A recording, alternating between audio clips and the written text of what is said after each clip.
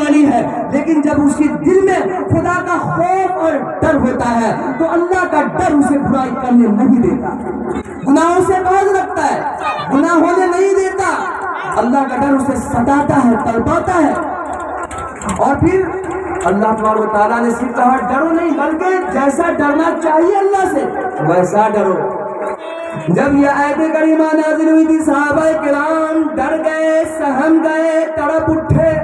فوراً مدنی کریم صلی اللہ تعالی علیہ وسلم کی خدمت عالیہ میں حاضر ہوئے اور عرض کیا یا رسول اللہ، اللہ پاک نے ایسا حکم دیا ہے، ہم کیا کریں کہ جیسا اللہ سے ڈرنے کا حق ہے ویسا ہم کیسے ڈر سکتے ہیں؟ ڈر میں کمی آ سکتی ہے، ڈر میں نقص آ سکتا ہے۔ اللہ تبارک و تعالیٰ نے صحابہ کرام کے دلوں کا حال دیکھا، صحابہ کرام کی طرف دیکھی تو اللہ تبارک و تعالیٰ نے دوسری آیت نازل فرما دی کہ اتقوا اللہ من استطعتم، اور لوگوں تمہارے بس میں، تمہاری استطاعت میں جتنا ڈرنے کا ہے اتنا مجھ سے ڈرتے رہو۔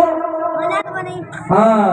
اللہ سے جیسا ڈرنا چاہیے ویسا کوئی ڈر نہیں سکتا، تقویٰ جیسا اختیار کرنا چاہے ویسا تقویٰ کوئی اختیار نہیں کر سکتا۔ ہاں، انسان اپنی ہمت کے مطابق، اپنے بس میں جتنا ہے، اپنی طاقت میں جتنا ہے، اپنے اختیار میں جتنا ہے، انسان اپنی اختیار کے مطابق اللہ سے ڈر دل میں بسا سکتا ہے۔ اس لیے اللہ نے دوسری آیت نازل فرما کر کے صحابہ کرام کی طرف ختم کر دی اور فرمایا وَلَا تَمُوتُنَّ إِلَّا وَأَنْتُمْ مُسْلِمُونَ، لوگوں یاد رکھنا تمہاری موت جب بھی آئے تو تم مسلمان بن کے رہو، فرما برداری کی حالت میں تمہاری موت ہونی چاہیے، یعنی زندگی ایسی گزارو، ایمان والی زندگی گزارو، اسلام والی زندگی گزارو کہ جب تمہاری موت آنے لگے تمہاری زبان پر کلمہ جاری ہو اور اللہ تبارک و تعالیٰ کی رحمت تمہارا انتظار کر رہی ہو۔ وَلَا تَمُوتُنَّ إِلَّا وَأَنْتُمْ مُسْلِمُونَ، جب انسان اسلامی زندگی گزارے گا، ایمان والی زندگی گزارے گا، اللہ سے ڈر کے زندگی گزارے گا، اللہ کے احکام پر چل کے زندگی گزارے گا، انشاءاللہ اس کی موت بھی مسلمان بن کے آئے گی۔ ہم تو یہ دیکھتے ہیں کہ جو دنیا دار ہے نہ اس کو نماز روزہ سے مطلب ہے، بلکہ اب رمضان آ رہا ہے، آپ دیکھیں گے جیسا کہ ہمیں پتہ چلتا ہے، اب بھائی گاؤں کے تو ہمیں تو معلوم ہوگا نا کہ ہمارے گاؤں کے حالات کیا ہیں۔ رمضان میں بھی کتنے ایسے ہیں مسلمان کہلانے والے لوگ جو برسر عام روزہ کی بے حرمتی کرتے ہیں، برسر عام اسلام کے احکام کی دھجیاں اڑا کے رکھ دیتے ہیں، اور آج آپ کو پولیس نہیں پکڑے گی، گن پوائنٹ پہ آپ کو سمجھایا نہیں جائے گا، آپ کو روکنے والا روکتا ہے، ٹوکنے والا ٹوکتا ہے۔ اگر آپ روزہ نہیں رکھیں گے، رمضان کی بے حرمتی کریں گے، آپ کو کوئی کہنے والا کہے گا یار ایسا مت کرو، اگر آپ نہیں مانیں گے تو کسی کا نقصان نہیں ہوگا۔ لیکن آپ یاد رکھیں اللہ تبارک و تعالیٰ کل قیامت کے دن جج کی حیثیت سے تشریف فرما ہوگا، اور اللہ تبارک و تعالیٰ خود اللہ کا عرش میدان محشر میں آئے گا، وَجَاءَ رَبُّكَ وَالْمَلَكُ صَفًّا صَفًّا، تیرا پروردگار خود آئے گا، اللہ تبارک و تعالیٰ کی عدالت لگی ہوئی ہوگی، اللہ تبارک و تعالیٰ جج کی حیثیت سے میدان محشر میں جلوہ گر ہوگا، اور تمام اولین و آخرین کا اجتماع ہوگا، سارے لوگ جمع ہوں گے وہاں جب پوچھا جائے گا او میرے بندو، میں نے تجھے رمضان کا ایک مبارک مہینہ عطا فرمایا تھا، گناہوں کو دھلنے کا مہینہ عطا فرمایا تھا، تم نے سب کے سامنے رمضان مبارک کی بے حرمتی کیوں کی؟ اس وقت ہمارے پاس کوئی جواب نہیں ہوگا، کوئی جواب نہیں ہوگا، کیونکہ لوگ یہاں سمجھا رہے بھائی، وہاں تھوڑی سمجھایا جائے گا، وہاں تو بس گیا، عمل کا وقت ختم ہو گیا۔ اس لیے میرے بھائیوں بزرگوں،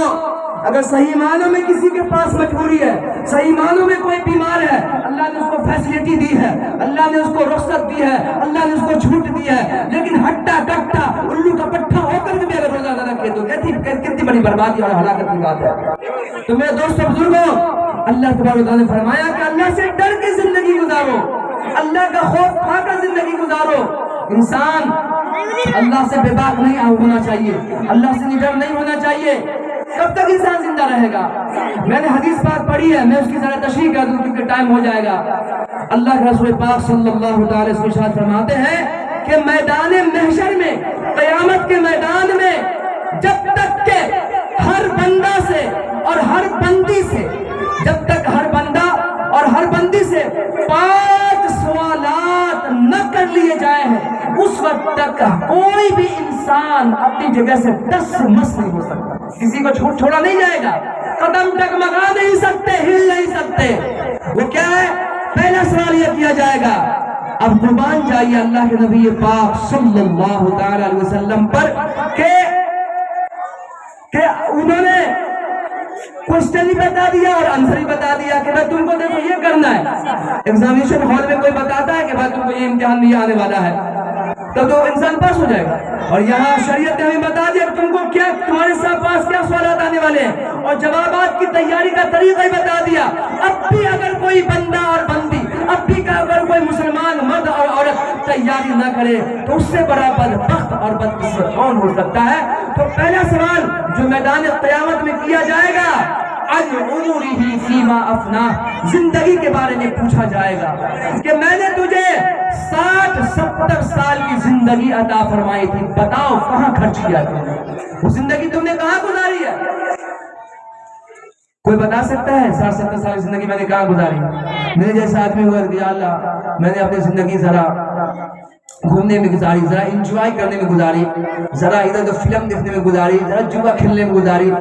کوئی میرے جیسا انسان ہوگا تو کہے گا یا اللہ شراب پی پی کے میرے سے بڑا مزہ آتا تھا شراب پینے میں نا، ہلتا ڈلتا تھا، لوگ کہتے ہیں واہ یار کیا مستی دکھا رہا ہے۔ یہ جواب دے گا اللہ پاک یہاں۔